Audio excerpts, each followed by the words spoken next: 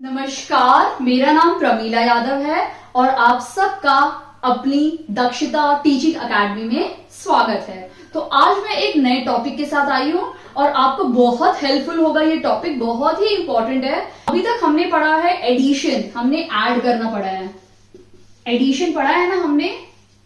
तो एडिशन तो वैसे देखो तो बहुत इजी होता है। अगर मैं आपको बोलूं कि आपको दो नेचुरल नंबर ऐड करने हैं, दो प्लस दो 4 हो गया, अरे ये तो बहुत इजी है। 3 प्लस 6 हो गया 9, अरे ये तो और भी ज्यादा इजी है। तो अगर आपको मैं दूं 3/4 प्लस 7/4 को भी आप प्लस करके देखो तो क्या आप कर सकते हैं? 7 प्लस 3 और 4 प्लस 4 8 और 7 8 9 10। ये राइट है? सही है ये? नहीं, बिल्कुल गलत है। अक्सर हम यही गलतियां करते हैं कि हम इसी तरह प्लस करने के चक्कर में हम 7 और 3 को 10 बना देते हैं और 4 और 4 को 8 बना के इसको सॉल्व कर लेते हैं। और ऑप्शन में भी होता है और हमें लगता है हाँ हमारा तो बिल्कुल सही हो गया, बट ये बिल्कुल गलत है। तो आज मैं आपको समझाना चाहती हूं कि इस तरह के सवाल को किस तरह से हल किया जाता है। तो हम इस प्रश्न को देखते हैं। ये 3/4 है, इसको हमें ऐड करना है 7/4 के साथ। तो सबसे पहला आपको ध्यान देना है कि जब आपके ये दोनों डिनोमिनेटर सेम होंगे तो आपको किस प्रकार करना है ये सम। जब दोनों सेम होंगे तो आप एक लाइन खींच के 4 लिख दीजिए। जब ये दोनों सेम होंगे तो आपको एक ही बार लिखना है और इस नंबर को यहां पे उतार लेना है। 3 प्लस है, इसको प्लस लिख दो, इस 7 को उतार के यहां लिख दो 7, और 7 प्लस 3 10 हो गया। 10/4 इसका सही जवाब है। कुछ भी नहीं कर रहा, मैं आपको वापस समझाती हूं। जब दोनों का डिनोमिनेटर सेम होगा तो आपको दोनों में से एक 4 यहां उतार लेना है।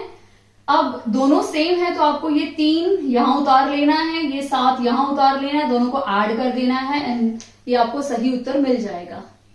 ये तब करना है जब आपके दोनों डिनोमिनेटर सेम हो। बट क्या होगा जब दोनों डिनोमिनेटर बिल्कुल ही अलग होंगे? वो हम देखते हैं दूसरे प्रश्न में। ये सेकंड क्वेश्चन यानी दूसरे प्रश्न में ये 3/4 है और ये 2/7 है। हमें इन दोनों को प्लस करना है। तो अब कैसे करेंगे? यहाँ पे दोनों डिनोमिनेटर सेम है? नहीं है। सेम नहीं होगा तो हम कैसे करेंगे? आई हैव एन आइडिया, मेरे पास आइडिया है। कुछ भी नहीं करना, बिल्कुल आपको रिलैक्स होना है। आपको कुछ भी नहीं करना, आपको लाइन खींचनी है। आपको 4 को 7 से मल्टीप्लाई करना है, ठीक है? यानी 4 को आपको 7 से मल्टीप्लाई करना है। तो 7 4 28। तो हम ये क्या लिखेंगे? 28।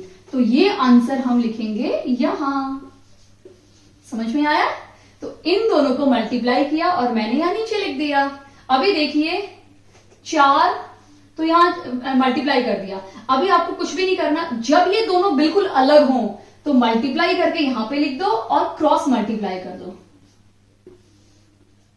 3 को 7 से मल्टीप्लाई कर दो, 3 7 21, प्लस 4 को 2 से मल्टीप्लाई कर दो। ये समझ में आया आपको? जब दोनों ही डिनोमिनेटर अलग होंगे तो आपको दोनों डिनोमिनेटर को लेना है, मल्टीप्लाई करना है और यहां नीचे डिनोमिनेटर में लिख देना है, कॉमन डिनोमिनेटर में। उसके बाद आपको 3 को 7 से मल्टीप्लाई करना है और ये प्लस साइन बीच में डालना है और फिर 4 को 2 से मल्टीप्लाई करना है, ठीक है? अभी हम क्या करेंगे इसको देखते हैं। 7 3 21 प्लस 4 2 8/28। तो ये हो जाएगा 29/28। ये इसका करेक्ट आंसर है। समझ में आया? पहले वाले में जब सेम होते हैं तो हम कॉमन लेते हैं। यहां पे दोनों अलग है तो दोनों को मल्टीप्लाई करके हम यहां लिख देंगे और क्रॉस मल्टीप्लाई कर देंगे। आई होप सो आपको समझ में आया हो। हम एक और एग्जाम्पल ले लेते हैं। चलो, वो दोनों ही अलग हैं तो मैंने क्या बताया था, हम इन दोनों को क्या करेंगे? मल्टीप्लाई करेंगे। तो 3 को 2 से मल्टीप्लाई किया तो हमें क्या मिल गया? 6। तो कॉमन हम 6 लिखेंगे, ठीक है? अभी 3 और 2 को मल्टीप्लाई करके 6 मिल गया। तो अभी हमें क्या करना है? क्योंकि दोनों अलग अलग हैं तो इस 2 को इस 2 से मल्टीप्लाई करना है और इस 3 को इस 3 से मल्टीप्लाई करना है। यानी 2 इंटू 2, ये प्लस साइन है तो प्लस लिखेंगे, अगर यह माइनस होता तो हम माइनस लिखते। 3 इंटू 3, तो 2 2 जा 4, 3 3 जा 9 अपॉन 6, एंड 9 प्लस 4 क्या हो जाएगा 13, यानी 13। 13 upon 6 is the correct answer. ये इसका सही उत्तर है 13/6। अब शायद आपको बिल्कुल समझ में आ गया होगा, तो आप और प्रैक्टिस कीजिए, मैं आपको और क्वेश्चंस दे सकती हूं, तो आप और प्रैक्टिस करेंगे तो आपको समझ में आ जाएगा। अगर कोई डाउट होता है तो आप कमेंट सेक्शन में मुझे कमेंट करके बताइए। तीसरा प्रकार है 6/2 प्लस 5/4। ठीक है, अभी देखो पहले वाले में ना दोनों डिनोमिनेटर बिल्कुल सेम थे, दूसरे वाले में हमने देखा दोनों डिनोमिनेटर बिल्कुल अलग थे। अब हम तीसरे वाले में देख रहे हैं कि जो एक डिनोमिनेटर है बड़ा नंबर है और एक छोटा नंबर है, और प्लस पॉइंट ये है कि ये इसका फैक्टर भी है। ठीक है, एग्जाम्पल दे सकती हूं, 3 और 9 आ सकते हैं, 3 और 27 आ सकते हैं, 2 और 6 आ सकते हैं, 11 और 23 आ सकते हैं। तो ये सब क्या होते हैं, क्योंकि इनका ये फैक्टर्स होते हैं। 2 की टेबल में 6 कब आता है 3 जा 3 जा, 3 की टेबल में 27 कब आता है 9, 3 की टेबल में 9 कब आता है 11 की टेबल में 33 कब आता है 3 जा।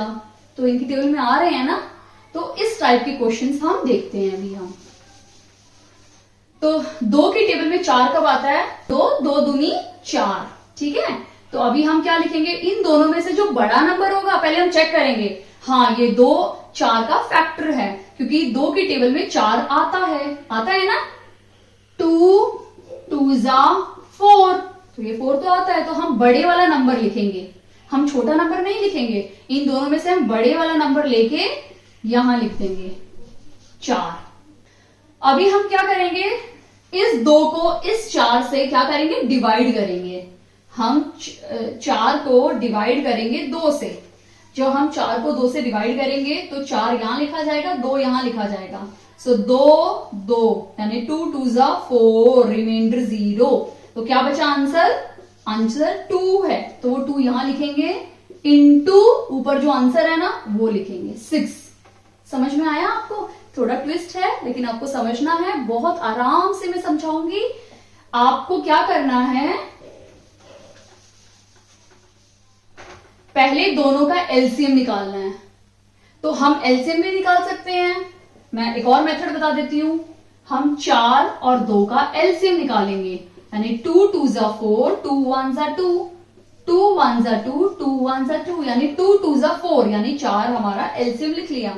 तो इस टाइप के क्वेश्चन में आप ऐसे भी कर सकते हो कि 4 और 2 का हम एलसीएम निकालेंगे। ठीक है, और एलसीएम 4 और 2 का एलसीएम क्या है 4। ठीक है, अभी हम इस डिनोमिनेटर को इस एलसीएम से, यानी डिनोमिनेटर को हम एलसीएम को डिवाइड करेंगे डिनोमिनेटर से, यानी ये एलसीएम 4 है, 4 को 2 से हम क्या करेंगे डिवाइड करेंगे। तो आंसर क्या आएगा हमारा 2।